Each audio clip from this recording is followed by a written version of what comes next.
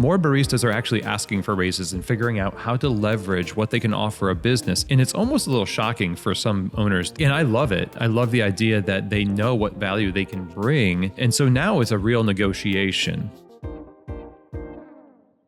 Hello, friends, and welcome back to episode 98 of the Valor Coffee Podcast. How we have arrived at 100 episodes is completely beyond my small brain's comprehension. But this week, we sit down with someone who has recorded way more than 100 podcast episodes, and that is Chris Deferio of Keys to the Shop. Chris is a veteran of 20 plus years in the coffee industry. He has a podcast with over 700 episodes and a consulting business where he just flies around the country and helps coffee shops with operations, management, so on and so forth. You can tell from this episode that Chris knows what he's doing way more than me and the guys who are just seemingly babies in this industry after this chat. So we basically conned Chris into an hour of free consulting, and we shot him many questions about operations, mainly focused around the topic of barista wages. We really want to increase our barista wages. Many baristas out there want their wages increased, obviously. So we chatted with him about how that can be possible in an industry that isn't super cash flow positive. Chris has much more experience than us with this, and he was able to honestly give us some things that we're really going to take away. I know I'm going to listen to this episode several times and take notes. So we hope it is as helpful for you as it was for us. What I failed to mention just then is that this episode was recorded in Chicago at SCA Expo. Our friends Prequel Cafe let us use their space. So shout out and thank you to Prequel. We had a great time at Expo. It was all of our first times, talking specifically the Valor folks here, but we will definitely be back every year. So if we met you at Expo, it was amazing. Thank you for coming out to see us at Third Wave Water. We just want to say that we really appreciate you for continuing to listen to this podcast, purchasing our coffee, so on and so forth. I want to make you aware that we have partnered with Clive Coffee. So Clive sells espresso machines, grinders, accessories, parts. Go to Clive using the link down below and use Valor5 as your discount code, Valor5, and you will receive 5% off Eureka grinders and Luca espresso machines. 5% whenever you're spending maybe thousands of dollars goes a long way. So here it is. Here's our episode with Chris Deferio from Keys to the Shop.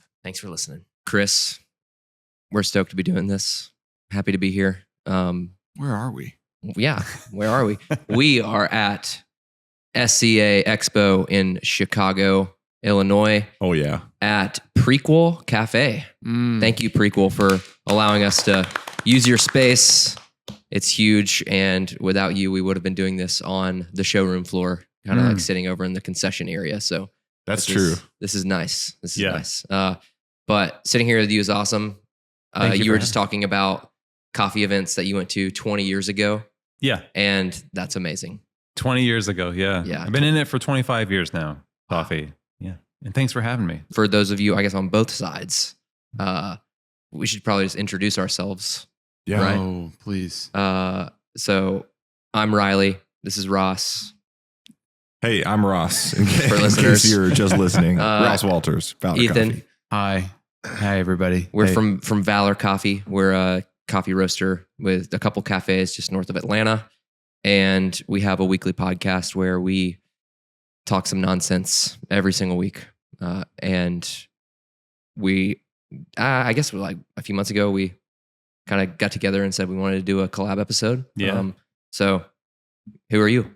I'm Chris Deferio, and I run Keys to the Shop podcast. That's been going for 7 years now. And this is my 25th year in specialty coffee, from, the baby barista all the way to lots of positions in cafes, and now consulting and podcasting full time, and drinking coffee at the SCA. Yeah. Nice. What's one of the better coffees you had this weekend?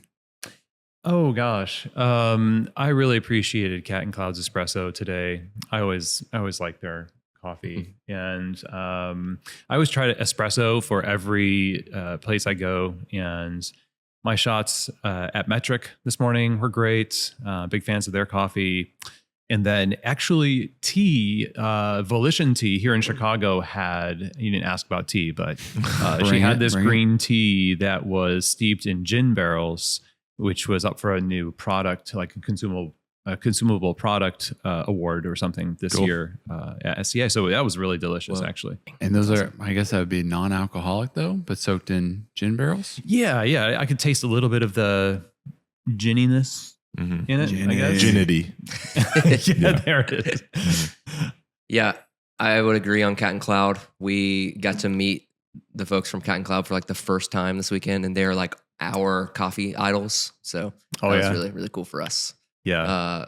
Truby, if you're listening, hey, we know you are. Mark, hey, Michael, hey, Dulce, hey. So to hang out with them, and because we wouldn't have a podcast if we wouldn't have been listening to their podcast before. Very true. Or a business at all. They taught us a lot. So Wow. Yeah, they're great. And that's one of the things about the SCA show is I think I heard 16,000 people were registered to come this weekend, but everybody you see, about 1 out of 10 people, even if you don't know anything, you know a little bit, you'll see somebody like kind of famous in coffee. And you're like, oh, that's that and that from the video and the company, and it's so overwhelming and fun. So yeah. The last thing we'll say, we're definitely not drinking coffee right now, and it's because I think we're all coffeeed out. So there will not be a coffee review on this podcast. Yeah. Definitely not. I don't think I can really consume anything but water for the next while.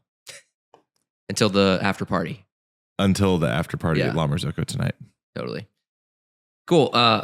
Transparently, I think, just to spell out how we landed on our topic, we got on a Zoom and just kind of riffed for a minute a few months back. And we kind of landed on this topic that was relevant for us at the time of how can we as leaders of a coffee shop, owners of a coffee shop, look at our barista wages, our barista hourly pay, and realistically map out a plan for how to see those increase over time. And I think it's a very relevant topic because we see, especially now, a lot of with some bigger companies like unionization and some people just, I mean, honestly, I don't know another word other than disgruntled with how they're being paid because they a lot of times can't afford their rent as a barista. Sure. Yeah. So we landed there, and I thought it would be cool, especially us as owners of a cafe or 2 cafes and a roastery with around 20 plus employees, to talk about this with you, someone who has infinitely more experience than us and helps other people with things like this all the time. Yeah. Yeah. When we first started, I remember one of the things I was most excited about was having employees. Okay. Right.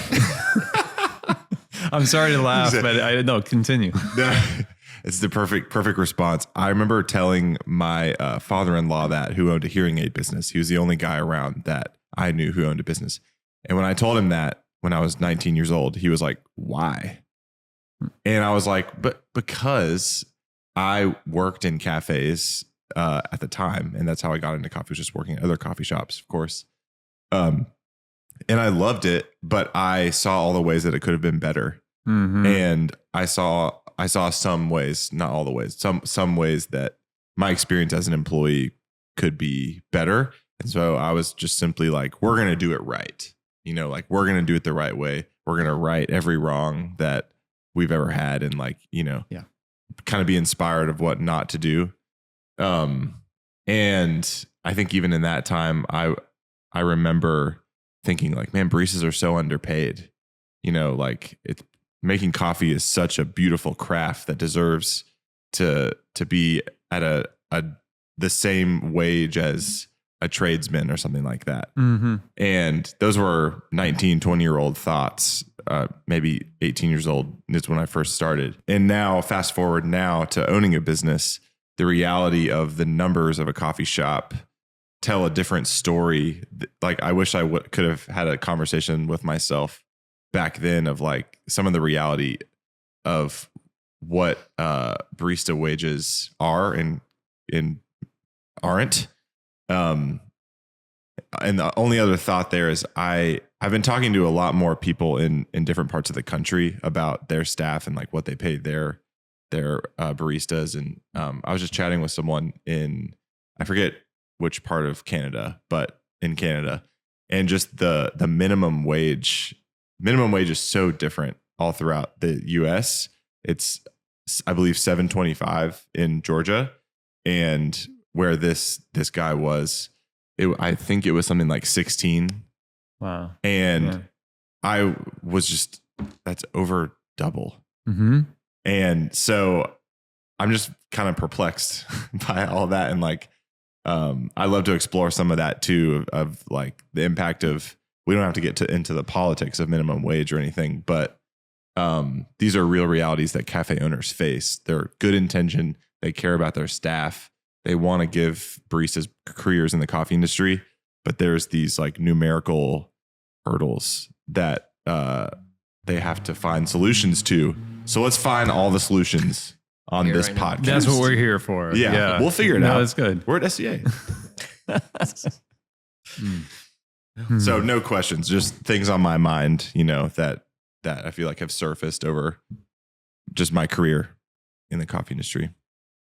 Yeah, that was a really eye-opening experience, getting to really soak in the global presence of this weekend. I was like, whoa, I'm meeting people from all over the world.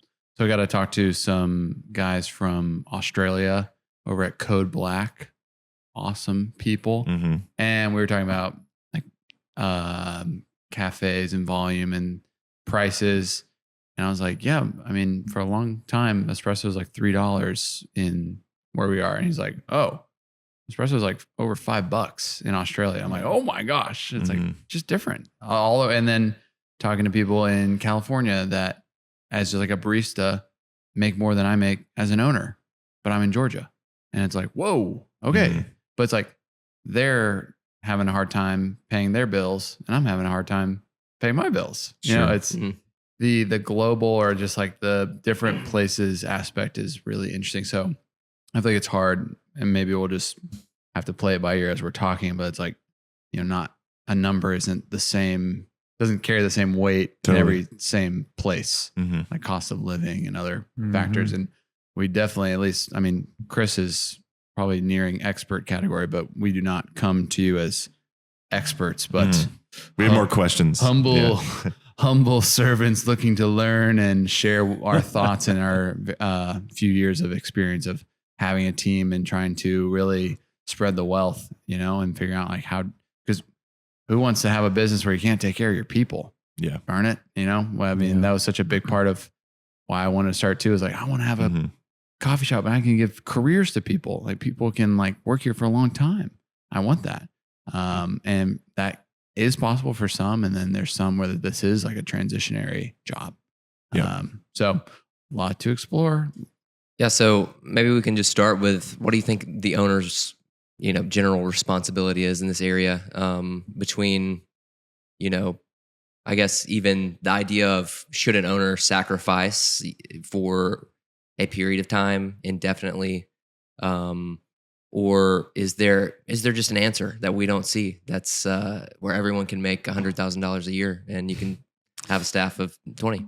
Yeah, that's not possible. No, sorry. Dang it. Even with robots?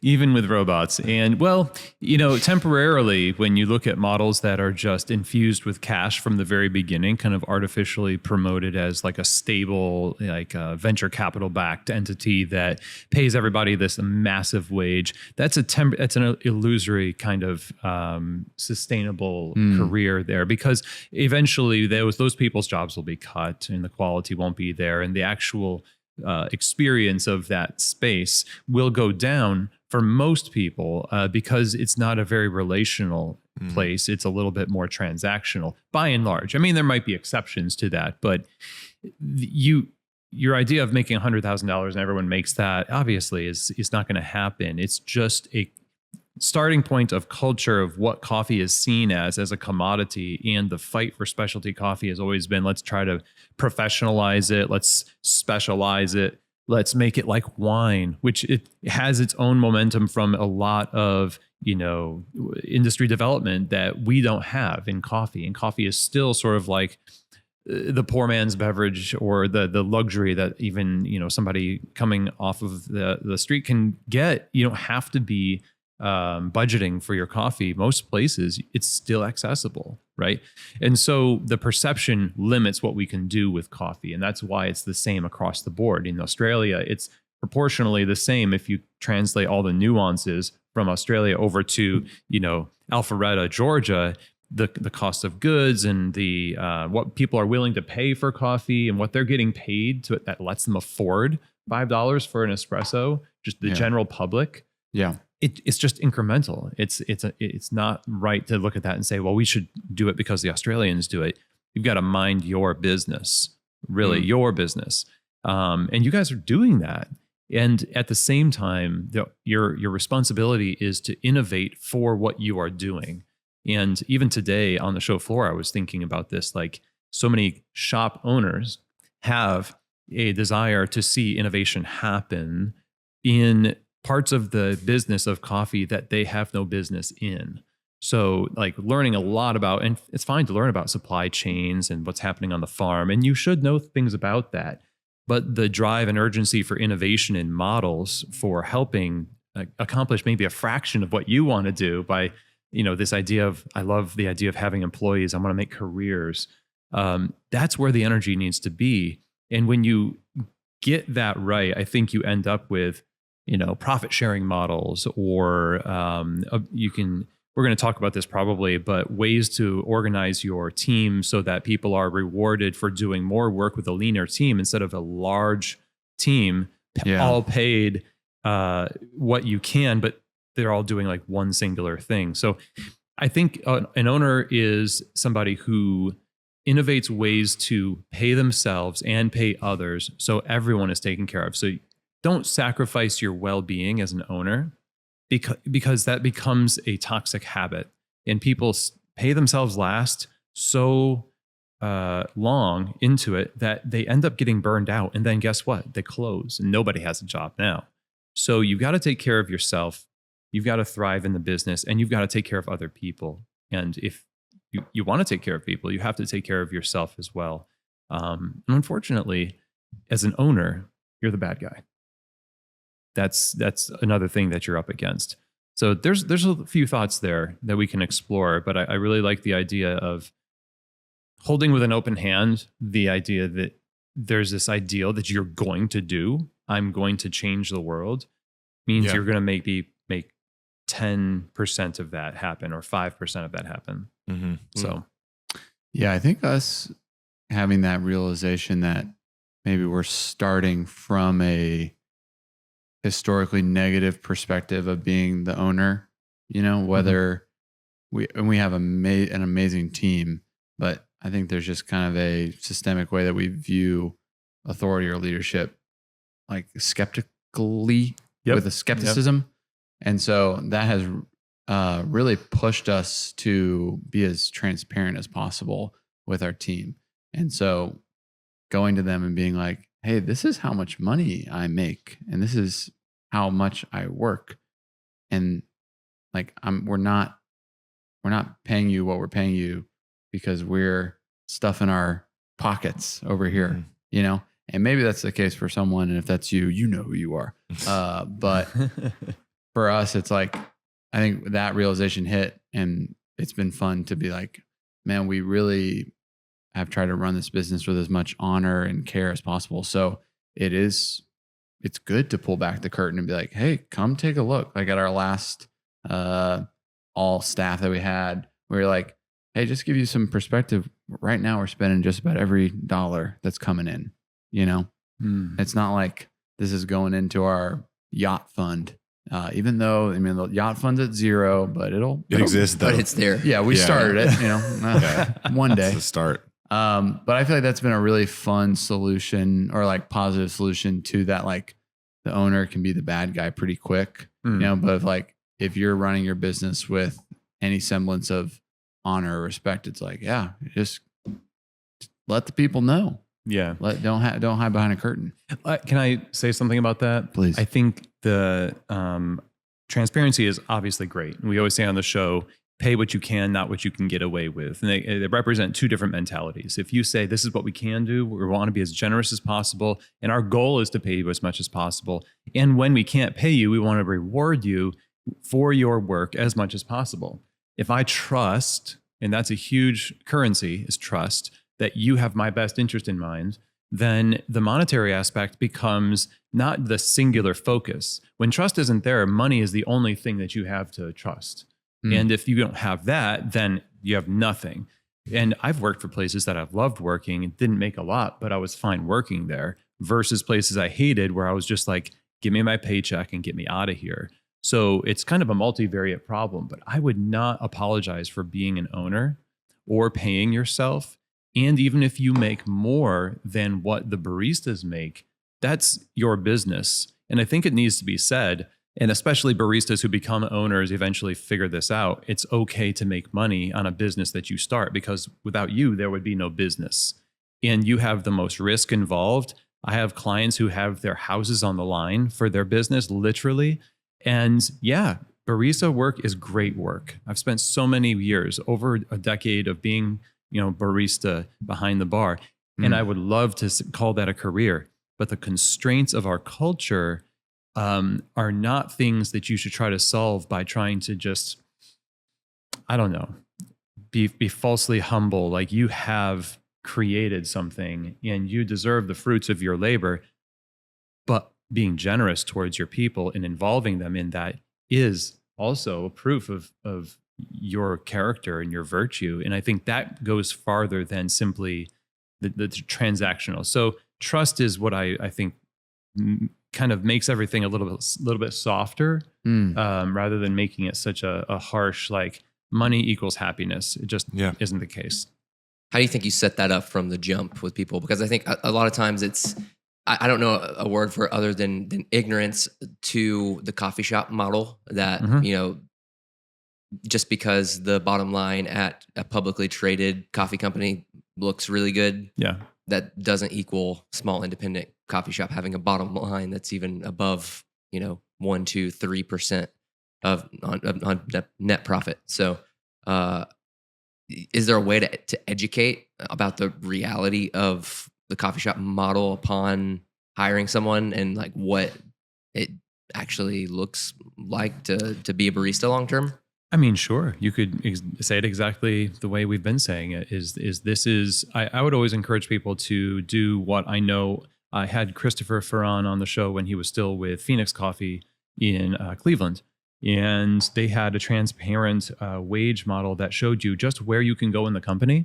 And that was their duty to track your progress as a barista and not forget that you were up for a raise when it was due. Or, if it's performance-based and aptitude-based, that you accomplished that. So you have to give people a lay of the land and say, now that you work here, there might be a cap for how much a barista makes at Valor or at Phoenix or whatever.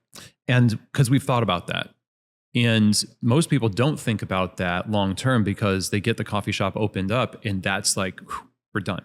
All right, now we're going to just try to make a lot of money. But the planning process is not there. So I'd say, talk to them about what it looks like, but you have to know what it looks like before you talk to them, right?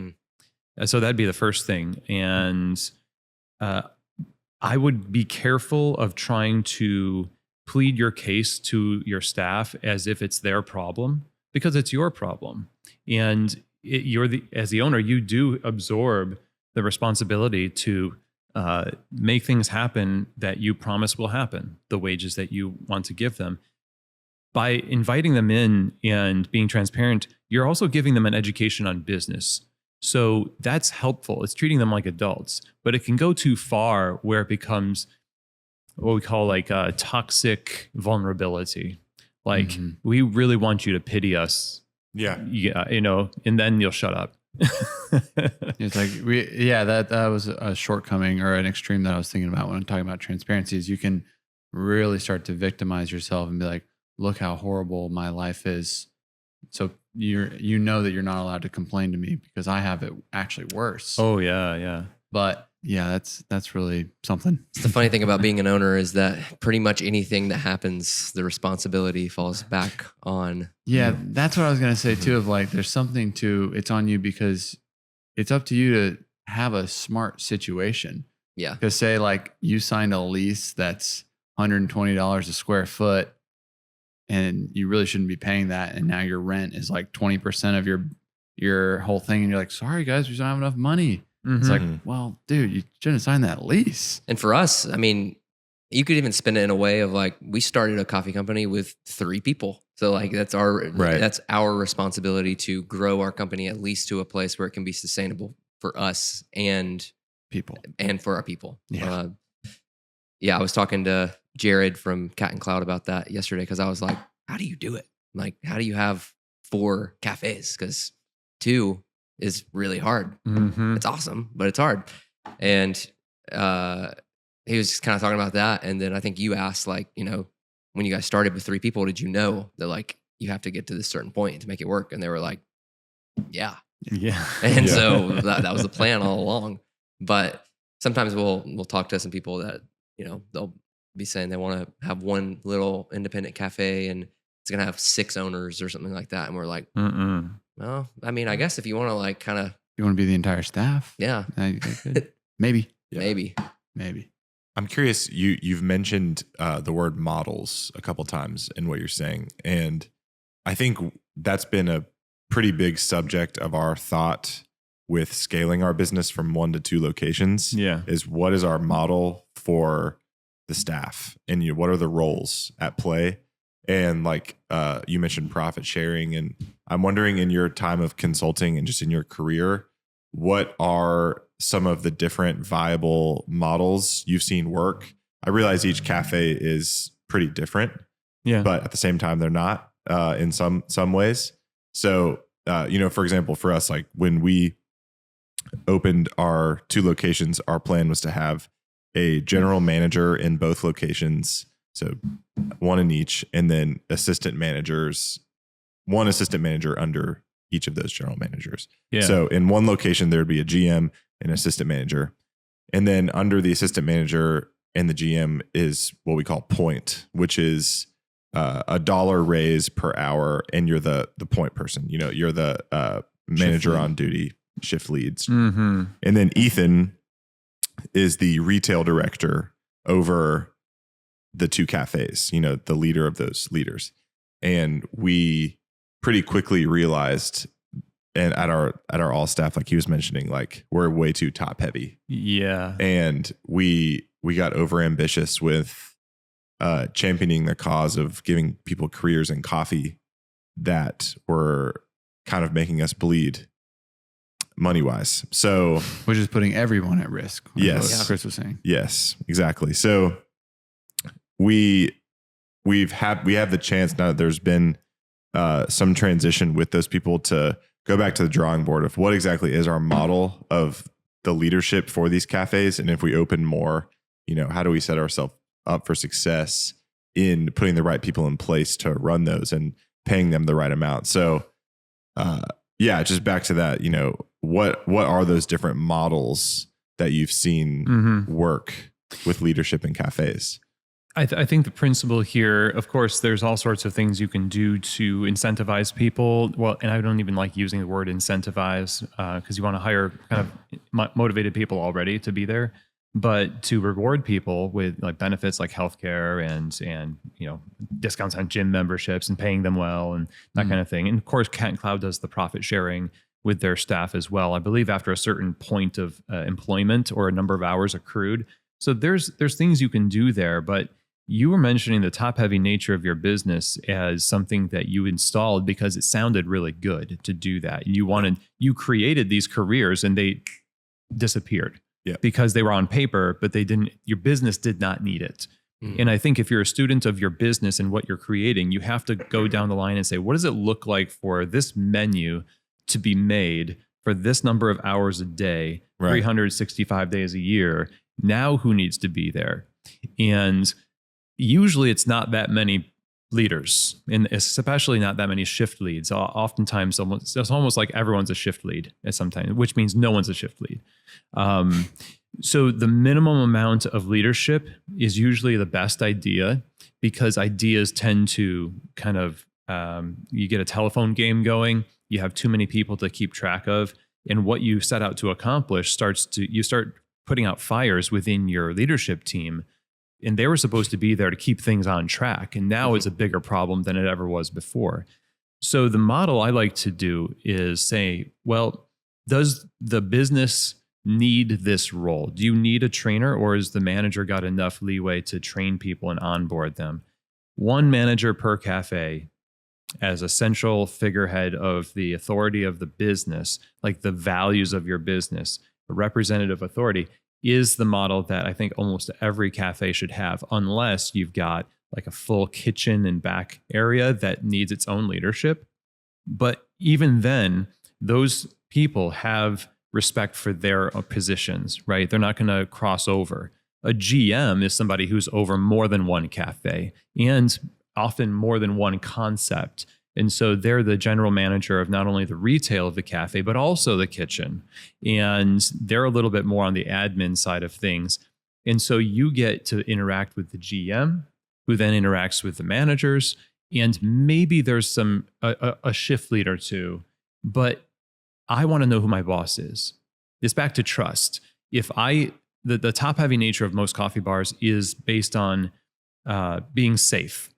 But as a barista, I don't feel safe when I can't communicate to somebody that matters. And if you don't matter, and I know it ends with you, I keep everything to myself. Your productivity goes down, your sales go down because everyone's not having a great time.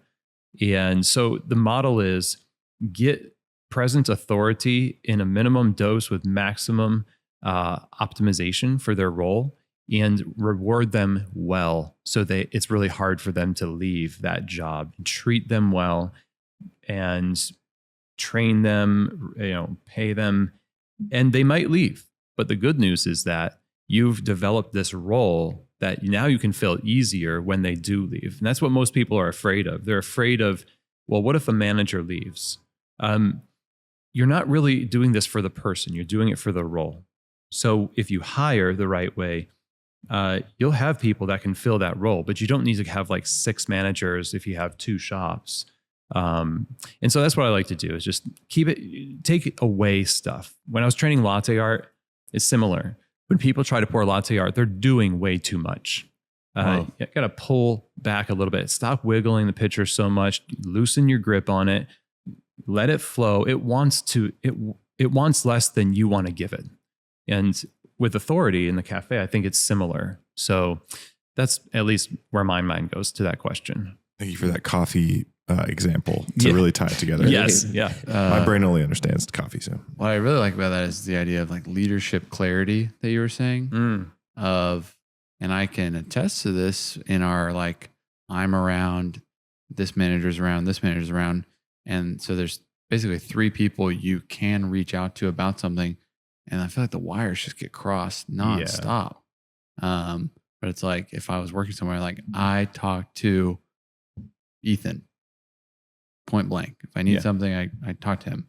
And that really does open up a lot more. And maybe instead of like, I talked to this person, but that was not the content they needed. So they relay it to me. So now it's telephone and like slight processing, like, hey, this person needs to talk about this. Mm-hmm. And then you have to come to them directly. And then you've like created a lot more time and waste, basically. And frustration on that person's end. I'm wasting my time, and I know it if I'm a shift lead and I don't do any leadership. And I feel like I'm not, like, I have this title, but I feel foolish because everyone knows that I really don't do anything except for try to keep the wheels from falling off. And that's what everyone's doing. So if you have fewer leaders, you also have more opportunity to reward the leaders you do have with the money you saved by not giving $1 more per hour to somebody whose role was a little too shallow, right? So if somebody does more and is rewarded more, they get the benefit of pride in their work.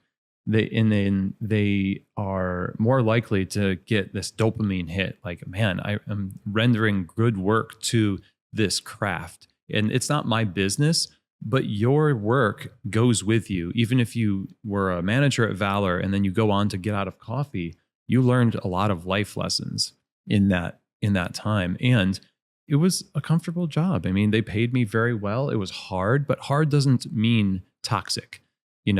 hard work is hard. We might be drained at the end of a day, but if it was in a good cause with people I love and we did good work and I know I feel proud, that's great. It's okay. So one of the things I do with people when we do an assessment of a cafe is we talk to everybody, like interview the baristas, and I just ask a lot of questions. Like, if this happens in the cafe, who do you talk to? Like, first, who's your boss? How does this get? And oftentimes the wires do get crossed. Like, I don't know. We just kind of like make the call. And, when wires get crossed, people shut down, they isolate, gossip starts, insurrections happen.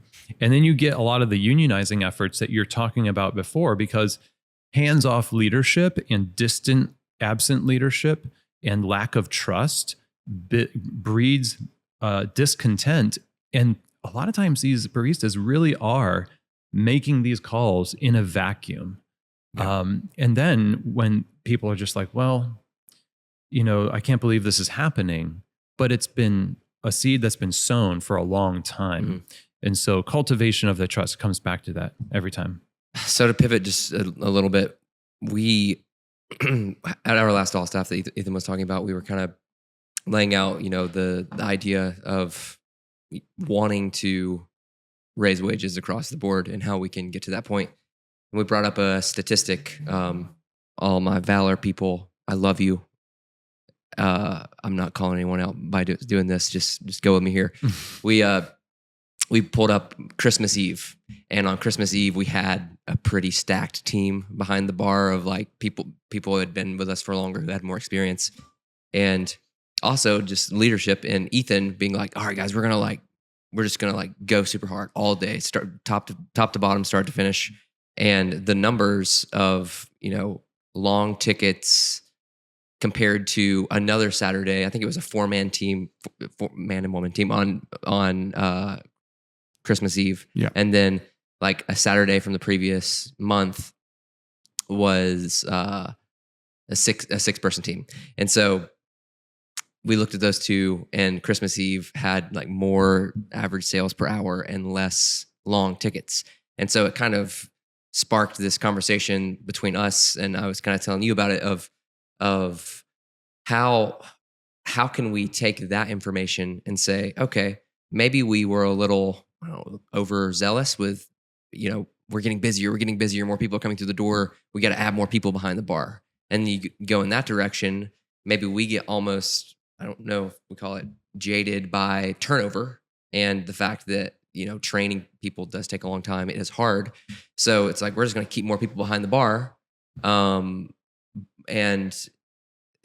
you do see a little bit more of a revolving door versus you look at that Christmas Eve model with people who are very experienced, able to do more with less people and less time. So how can we move from, the six-person team to maybe 4-person team, because that 4-person team can equal more money for everyone? A lot of answers to that one. This is a case where I had a client that had 6 people behind the bar at one point. And for good reasons, baristas will often say the answer to the problem is more baristas. If you say, what do you need? We need more help. And that might be true based on what they know, but there are things you can do to make the station responsibilities and the workflow of your business better. If you want to invest into better throughput, but you've already built your bar, not everybody can afford to actually, break apart their bar and reconfigure it. But there are some minor changes that baristas themselves, especially your experienced baristas, might be holding on to, that they don't feel like, well, we can't, I'm just going to keep this to myself. But it's a game of incremental progress at the point you have a cafe now that you've built. There are things you can do to make it more efficient. And mostly effective. Like that position of point of sale can do probably a few more things if it's trained into that role to do. And you might want to reward that person more for that role. So fewer people doing more things in a better configuration equals, a better throughput, faster ticket times. People get, if you don't have as many people on the bar, they have better tips. They split between people, and people like that. But when we went from 6 to 4, it was during Christmas time, around Christmas time. So things were actually picking up, and we experimented by, having this 4-person team on Mondays, which are like slow days, and dripped it out to the rest of the week. People were scared about it, but we decided we were going to reconfigure all the roles, had it all on a spreadsheet. Here's what these people do. Here's the primary responsibility. Here's the tertiary when your primary is not active, right? When the customer's not in front of you. Here's what you do to help your coworkers. And it's all like a game plan, like a professional job, right? Instead, you know what I mean? What? And so professionalizing the work and talking about the work and optimizing it as a collective creates these effective moves. And they were thrilled. I mean, they made more tips. They realized we can do it. We can do more if it's on the line, right? Mm-hmm. And so I think there's a lot on the table that people just don't realize is there. And they think they need to redo their entire business model or just forget it and do an us versus them thing, like baristas aren't grateful and owners are, megalomaniacs and stuff. So there's that. And some people's answer to this is automation. That's the big elephant in the room. You go on the show floor and you see it like, well, I can have one less barista here and one less barista there.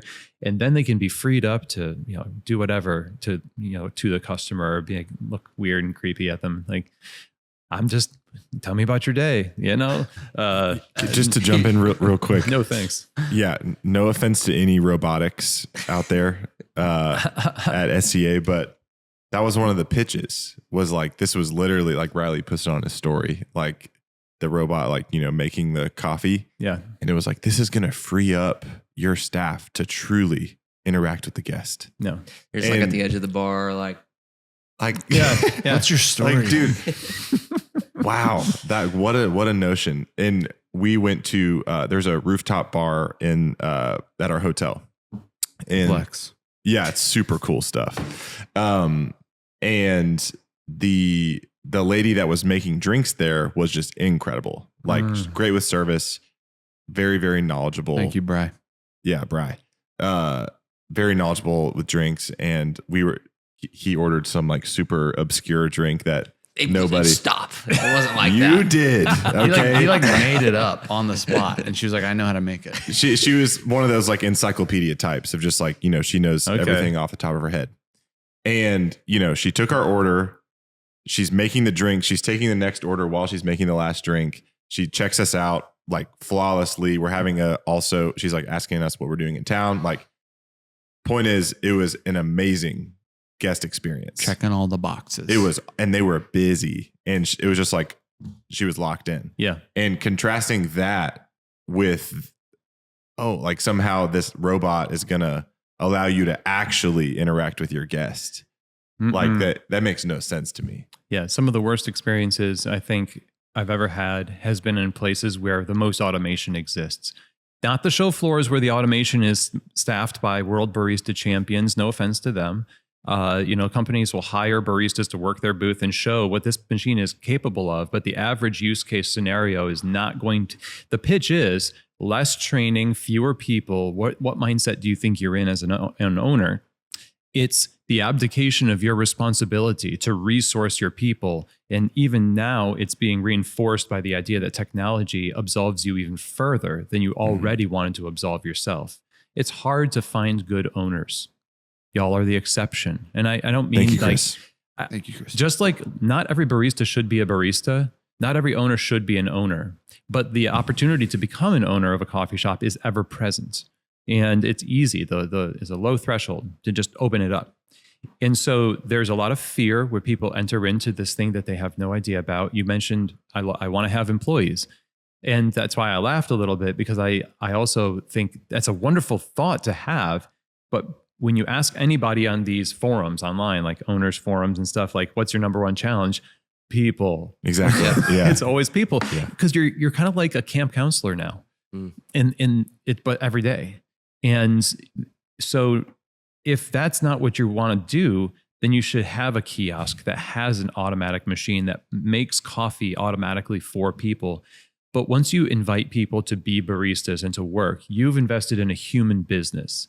and the future of coffee is human. And even though there's all this automation out there, it's really not solving coffee shop problems. It's serving hotel lobby problems. It's solving Airport. spa problems, airports, right?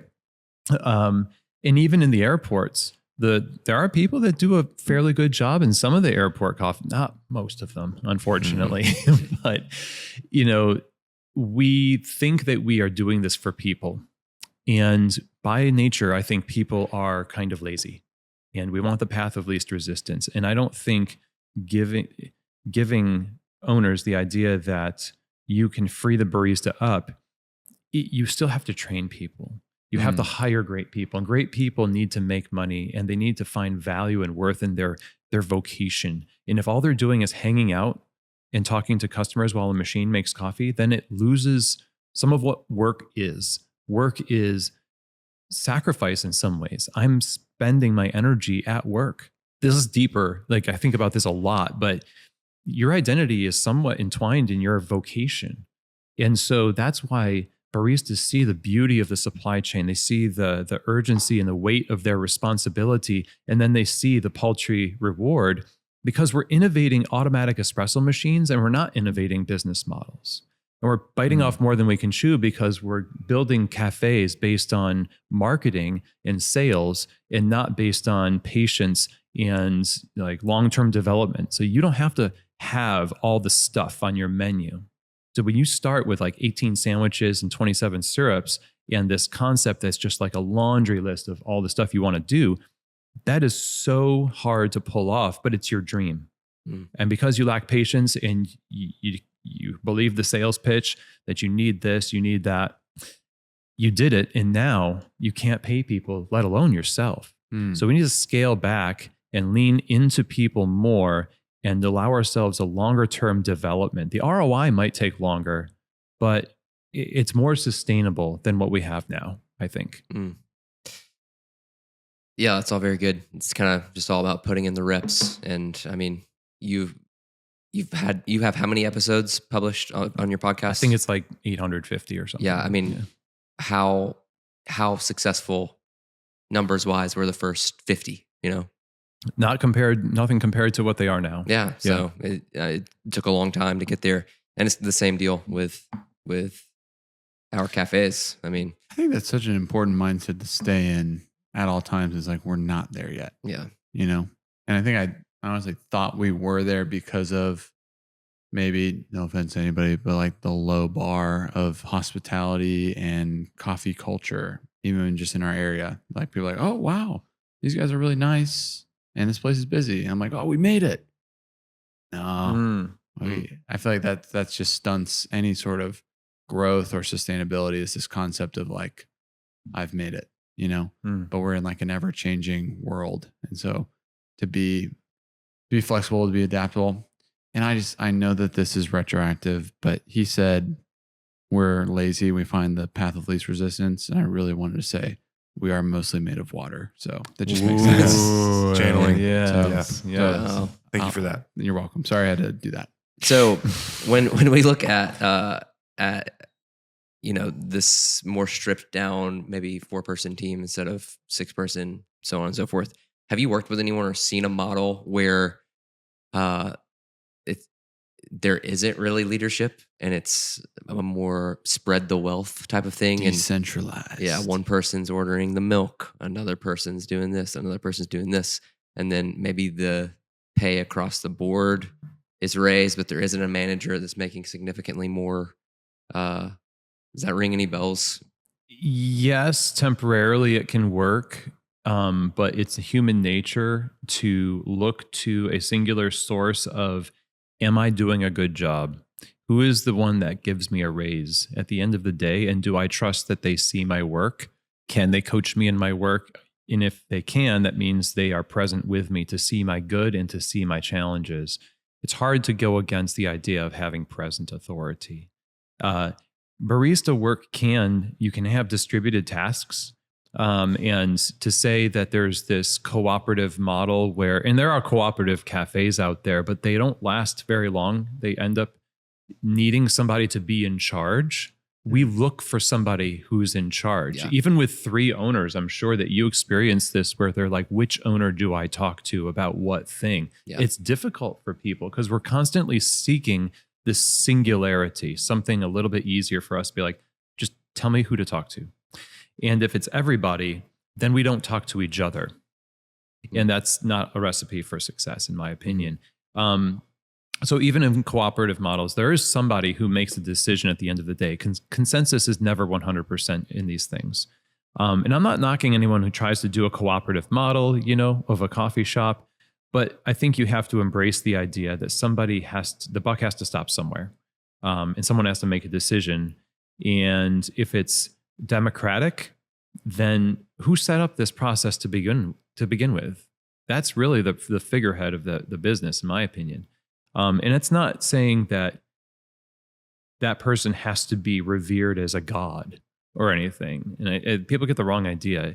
They're the chief servant of the people. When you're a leader, you are, what does Simon Sinek says? It's not about being in charge, but it's about Ross, the people in your charge, right? Yeah. Serving the people in your charge. Mm-hmm.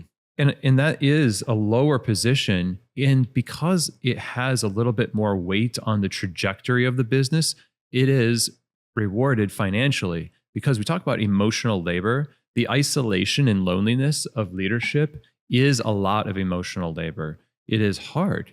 We run a coaching group at Keys to the Shop called Keyholder Coaching Groups for owners, like a mastermind of owners who are there to support each other for accountability and things like that. And universally, people are talking about, I can't talk to anybody about these things and have them actually understand what I'm talking about. And owner burnout is a thing. Manager burnout is similar because you get it from both sides. Expectations of the owner, expectations of the barista, even of yourself. You want to do good. So you've got all these things in suspense. So I think that it's good to work together, but I don't think it's bad to have a boss. One of the books I recommend all the time is a guy named Bruce Tulgan's book, It's Okay to Be the Boss. He's been on the show like 3 times. He's got tons of books about lots of things.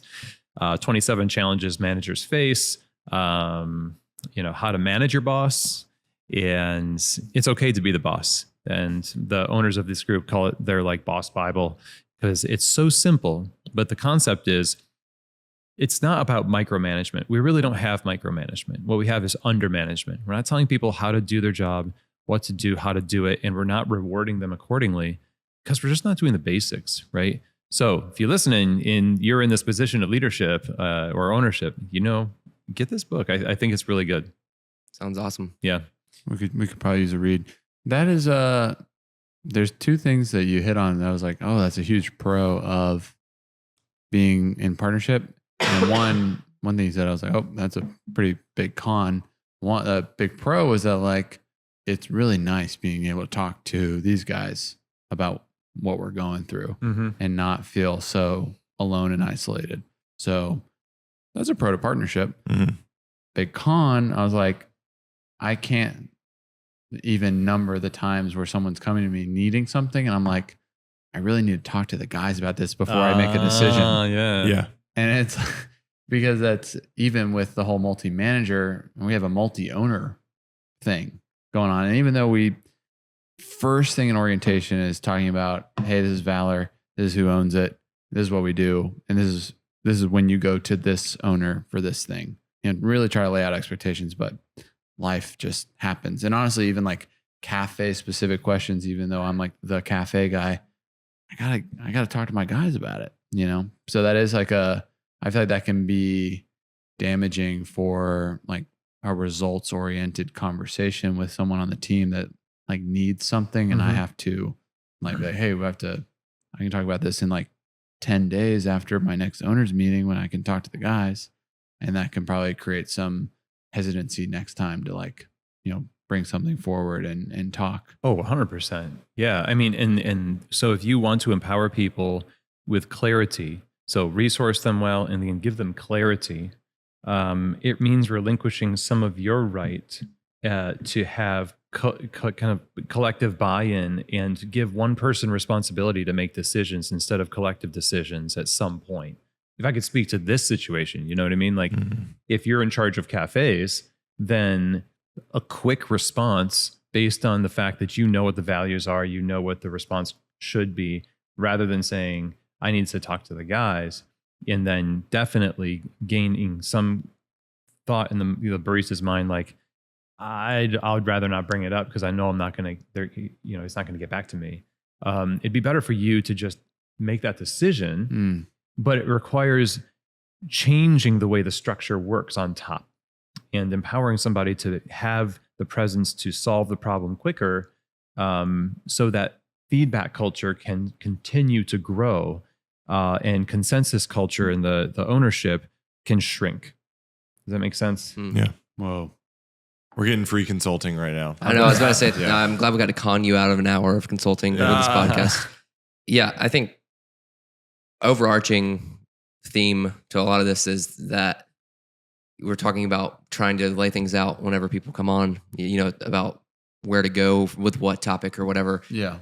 Same deal with wages, and it's on both sides. I think a lot of times that where things can happen, sitting down with the barista and being like, what do you want? What do you expect out of this? What do you expect to be able to get out of this? And then have that number in mind. And then, like you were saying with one of your guests that you've had with the super transparent model. Yeah. There's that. And then like having those very firm check-in dates about someone being able to go up in hourly at an annual review.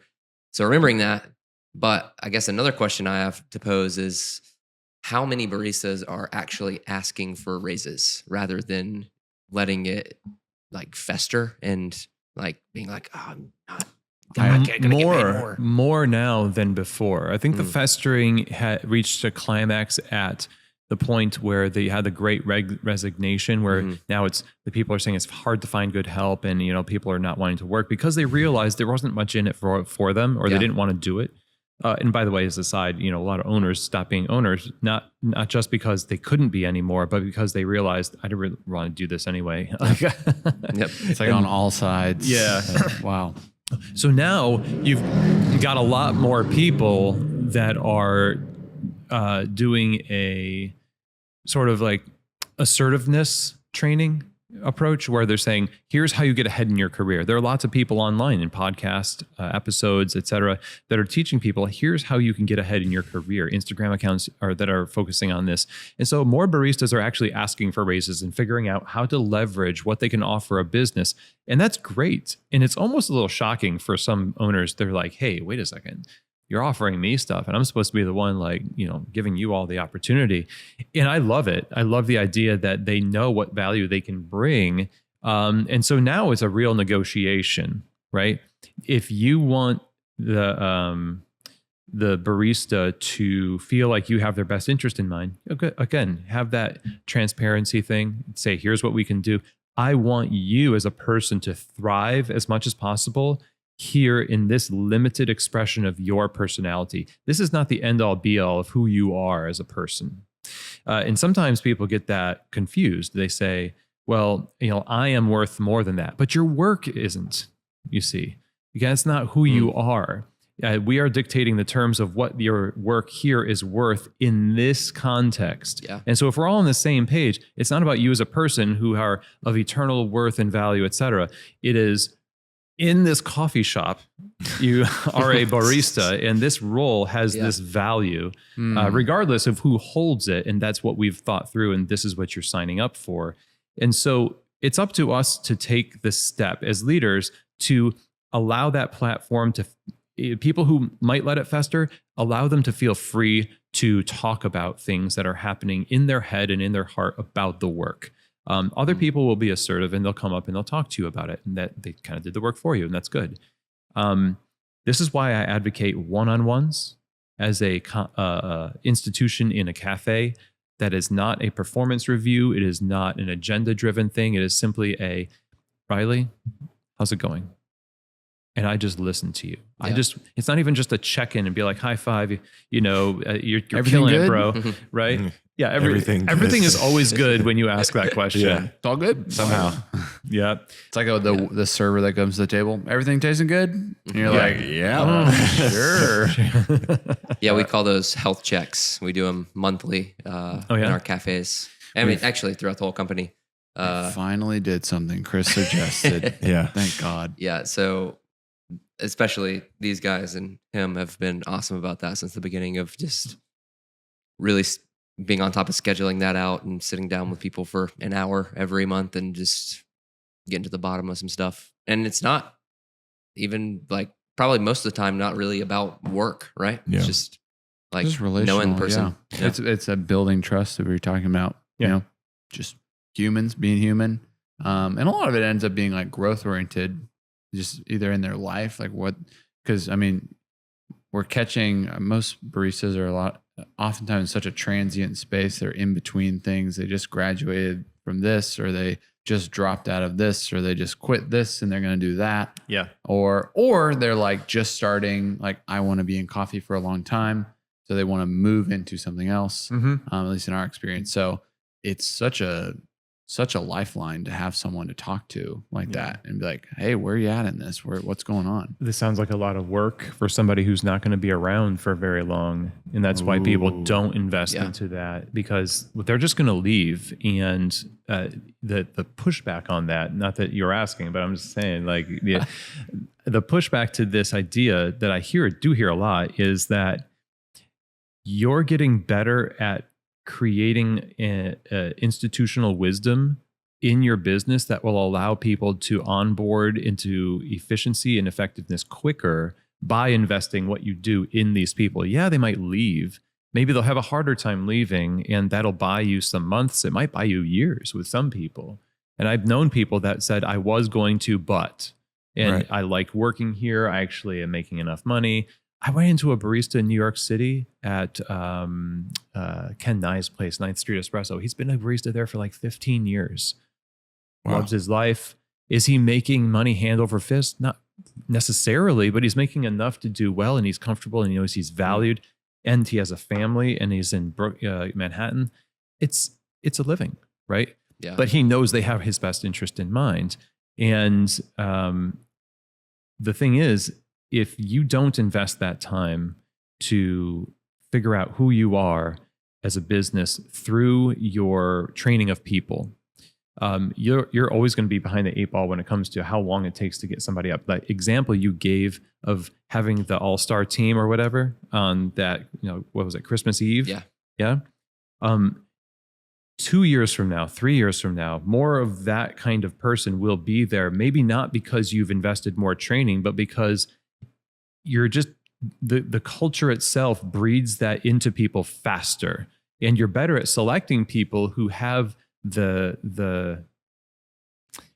character traits that latch on to that. And that's the other thing, is we don't talk about hiring people for the things that we want them to do very well from the beginning. And we almost hire people based on, we think they're cool, but do we know that they have the values and the potential to live into the ideals of that role that we've seen? So that day is like okay, can the next person we hire do that? Have they got a track record of doing that other places? And now you don't have to spend as much money on training and onboarding. You can get them up to speed faster. And that allows you, again, that smaller team to be more effective. So there's a lot going on here, but there's no excuse to just throw your hands up in the air and say, oh, screw it. We're just going to burn through people. Baristas are lazy and we are taken advantage of, and that's it. Yeah. Well, one of the things that we're trying is something that Will Schertz from Methodical was talking to us about when he was on our podcast a little while back. It's this notion of pay bands. Mm-hmm. I'm sure there's a ton of different words for that, but simply you start at one rate, and through a series of milestones, like we were talking about the check-ins earlier, you can increase your wage per hour. Yeah. And you know, the top end of that pay band, you know, maybe for us it's $14 or $15 an hour. To call that a professional barista is sort of a funny thing to me, because it's not funny in a negative sense, but just interesting that usually a lot of times when people get raises, it's because they have additional responsibility added to their plate. Yes. But that's not being like, ordering the milk is not being a barista. It's ordering the milk. And so the whole concept of being a professional barista is that you are so good at the physical act of being a barista that you are making the company more money per hour and getting more return customers, whether that's through drinks or service or all that combined together, that you get a raise. And so it's a different thing than just like, hey, you know what? You've been doing a great job as barista. We're going to start sticking your nose in the laptop and let you order everything. And that's how you got your career in as a barista. That's not being a barista. You're doing such a good job. Here's more money. Stop doing your job. Exactly. Yeah. Exactly. Okay. And this is sort of where this Christmas Eve, it's not all about Christmas Eve, but, you know, that was just, that was a good example of something that we've seen a lot.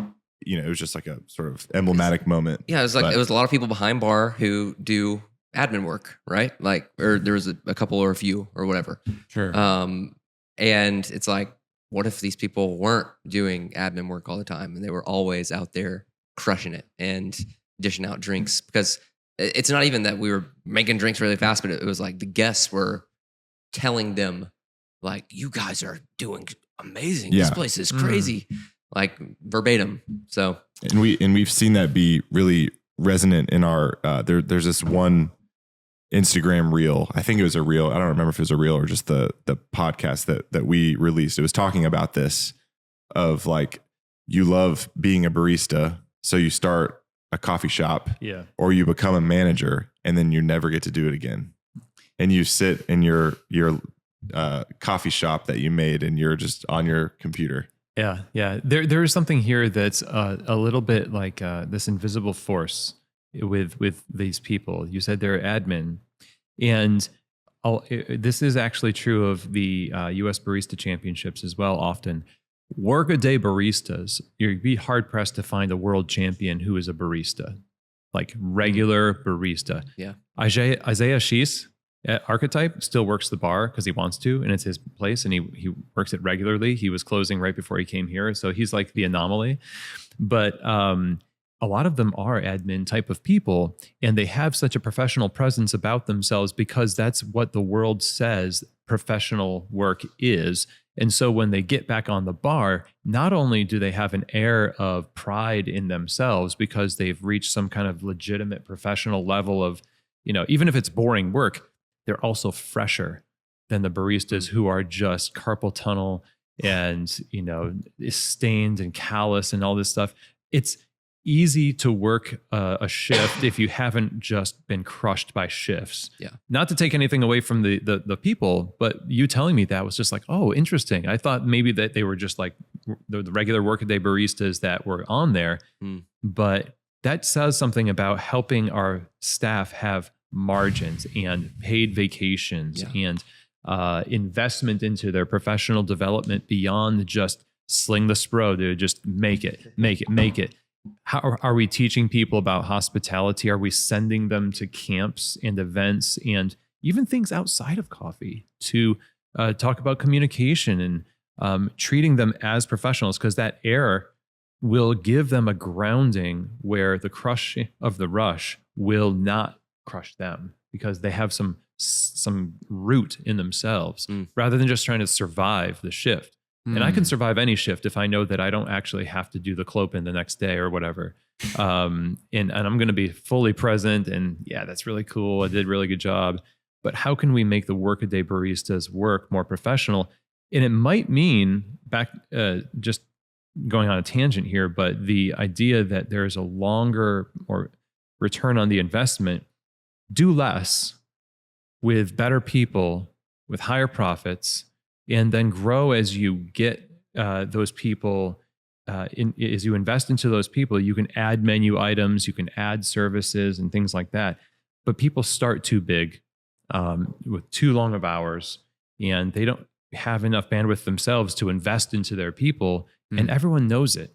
So we're all just trying to survive here. And most people feel sorry for leaders because they look like they're going to lose their mind anytime. We all feel like we're going to lose our mind. So where's the margin here? How is this healthy? That's a really good, compassionate perspective to keep in mind. I heard this when I was like 15, and it hasn't left my mind. One of my friends was working at Chick-fil-A, and he was having to make the lemonade and squeeze the lemons. And he was doing this for like 2 hours or something. And, at this point, his hands are really sore and stained and like burning from acid. And the manager comes back. He's like, you're going so slow, man. Look how fast I can do it. And he just like pumps it out, for 30 seconds. He's like, you got to be doing it like this. And he like leaves. And you're like, whoa. That I never want to have that as like an owner or a manager. Like I walk behind the bar and it's crazy. I'm like, what are you guys doing? Yeah. Look how fast. Look how many shots I can make. Look how many drinks I can do right now. Look, I just took 5 orders. All right, I got to go. Yeah. The rush is dead now. I'll lacks empathy. Yeah. And what is he doing? He is fearful for his job because the metrics that determine his success as a manager don't have to do with the health of his employees necessarily, because it's hard to track that. How the labor percentage is what they track. I don't know, Chick-fil-A, I'm just guessing, but there's numbers. And it's harder to walk into a place and see, oh, people are happy. Okay, that's like gravy on top, right? So how can we make it at least at the same level? There was a guy who wrote a book, Greg McEwen. He wrote a book called Essentialism and also a book called Effortless. And these are like New York Times bestsellers.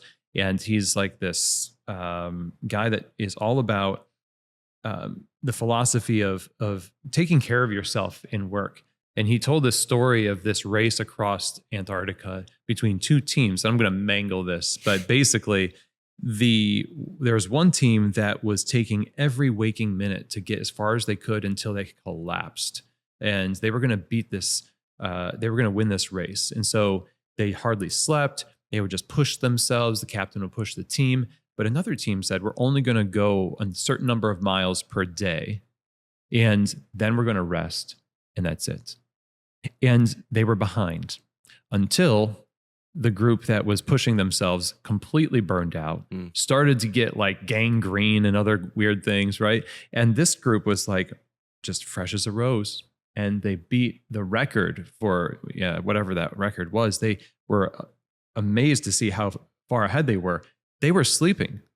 And they were like working hard on the other team, but these guys were sleeping and taking care of themselves. So business models that prioritize, we need to be making like tons of profit every single day at every single hour. Like Chick-fil-A is closed on Sunday and they're doing just fine. Yeah. That works miracles for the staff. Like that's an actual day off that people do have, and you can't work on that day because the business isn't open. So my friend Cabell Tice runs a place called Orchard Coffee in Waynesville, North Carolina. And sometimes they'll just close the shop. They live above the shop, and him and his family, and they just need a break. His mom works in the shop and his kids, wants to be with his kids, and that's it. They just close the shop. Now, that doesn't make sense to a lot of people who are just like, but then you're not making money. Well, What are you really doing this for? Because if you got into coffee for making money, I mean, not really happening. Kind of why we're having this podcast right now. Yeah, that's good. That's all such good insight. I think we're coming to a close here, but I definitely could talk for another hour. I'm losing my voice. Are you sure? But because you can listen for another hour. I could at least listen and shake my head yes. But thank you so much for doing this with us. We really appreciate it. And you have given us some good things to take home. Oh, yeah. Yes. Thank you, Chris. Yeah, thanks for having me. Yeah, where are your platforms for our people to follow you? Yeah, thank you. So keystotheshop.com is the website, at Keys to the Shop on Instagram and On LinkedIn, it's just Chris Deferio. Also, Keys to the Shop is on LinkedIn as well. I kind of try to do both. Trying to get some YouTube content up there, and that's at Keys to the Shop also. And feel free to DM me. Emails chris@keystotheshop.com. Cool. Yeah.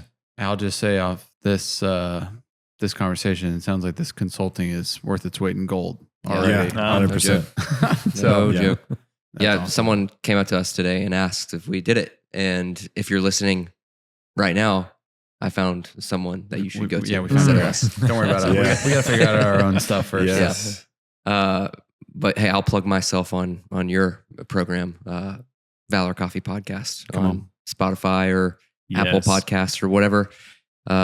At Valor Coffee on YouTube, at valor.coffee on Instagram.